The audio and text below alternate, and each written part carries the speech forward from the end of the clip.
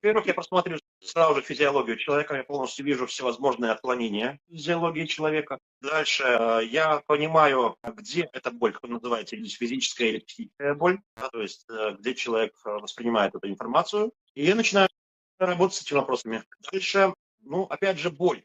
Если взять энергетический вопрос боли. То есть есть внутренняя душевная боль, так называемая. Да? Душевная боль – это большинство именно держания этих вопросов в себе, это скопление всевозможных шлейф вопросов. Это как клубок, неразмотанный клубок. Это и есть душевная боль. И если человек именно вот болеет именно душой, ему все время все больно, ему все тяжело, он не может отпустить и так далее, ну, мы рассматриваем этот клубок, и я рассказываю, где в этом клубке есть какие-то конкретные вопросы, и он получает ответы, и все, и он становится счастливым человеком. То есть, по идее, Ну, ты- я скажу вам сразу же, боли не существует, существуют вопросы. И если вы сможете выписать в себе эти вопросы, вы сразу же от этой боли избавитесь.